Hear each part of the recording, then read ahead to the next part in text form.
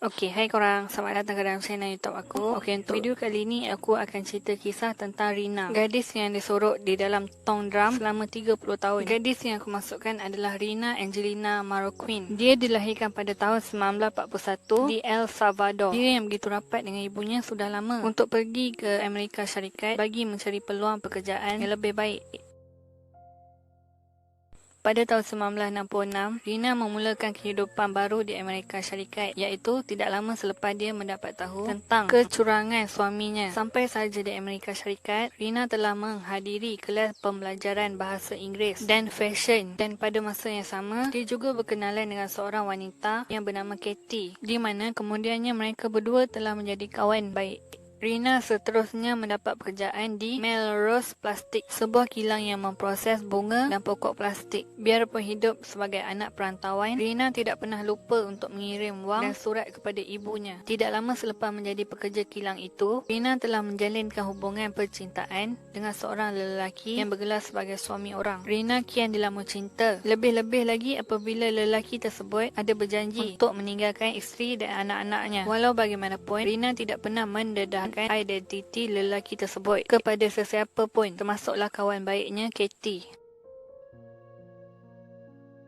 Hubungan sulit Rina itu telah menyebabkan dia mengandung. Sewaktu usia kandungan Rina hampir mencecah 9 bulan, dia semakin tertekan selepas teman lelakinya memungkiri janji untuk hidup bersama. Disebabkan berasa tidak berpuas hati, Rina telah tekad untuk menelefon isteri teman lelakinya bagi memberitahu perkara yang sebenar. Namun selepas teman lelaki Rina mengetahui tentang panggilan tersebut, dia yang begitu marah menelefon Rina semula bagi melakukan ugutan bunuh. Ekoran berasa bimbang, Rina telah menceritakan segala-galanya kepada kawan baiknya, Katie. Namun mereka berdua tidak sempat berjumpa apabila Rina tiba-tiba saja menghilang secara misteri. Tiada sesiapa pun yang mengetahui ke mana Rina pergi. Kawan baiknya Katie pada waktu itu masih lagi tidak mengetahui identiti sebenar teman lelaki Rina. Sementara itu, ibu Rina yang berada di El Salvador terus berasa bimbang dan sedih kerana tidak pernah lagi menerima kiriman surat daripada Rina.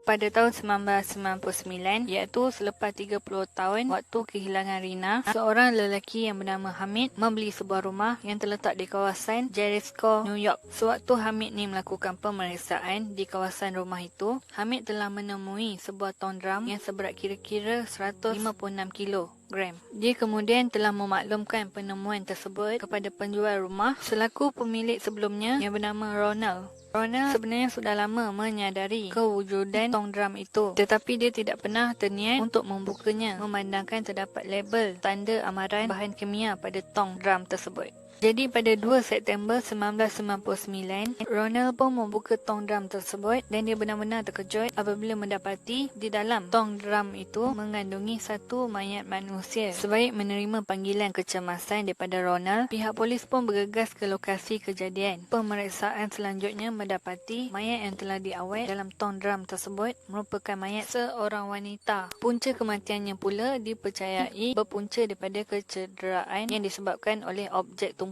pada bahagian kepala. Dan yang paling menyedihkan adalah penemuan janin yang berukuran 17 inci dalam perut wanita itu.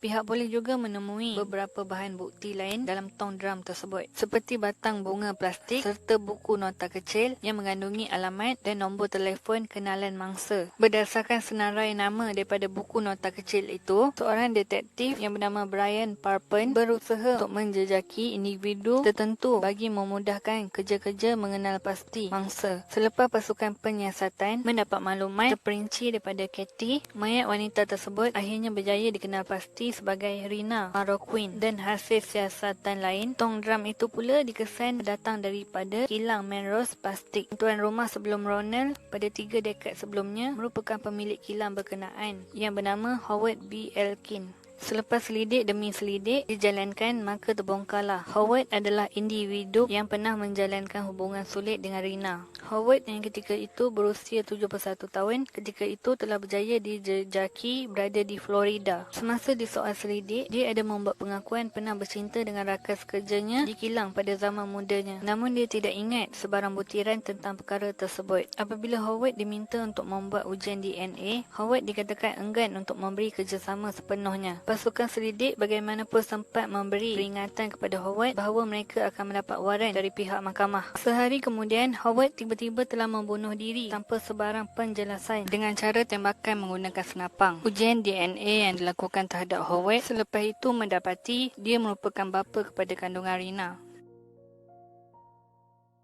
Okey, berdasarkan teori pembunuhan Rina telah dibunuh di kilang sebelum mayatnya dibawa pulang ke rumah Howard. Kemudian mayat Rina dimasukkan ke dalam tong drum. Berkemungkinan Howard nak buang mayat Rina ke dasar laut. Tetapi niat Howard terbantut atas faktor berat tong drum itu. Maka Howard pun membiarkan saja tong drum tersebut berada di rumahnya tanpa terusik selama 30 tahun. Penamat kisahnya, mayat Rina telah dihantar semula ke negara asalnya untuk dikebumikan. Ibu Rina sendiri tidak pernah menyangka bahawa mimpinya tentang Rina disimin di dalam tong drum benar-benar menjadi kenyataan. Kira-kira selepas majlis pengkebumian Rina, giliran ibu Rina pula meninggal dunia, lalu dikebumikan bersebelahan dengan kubur anaknya Rina. Okey, itu saja kisah yang aku nak sampaikan untuk korang. Bagi aku agak sedih jugalah.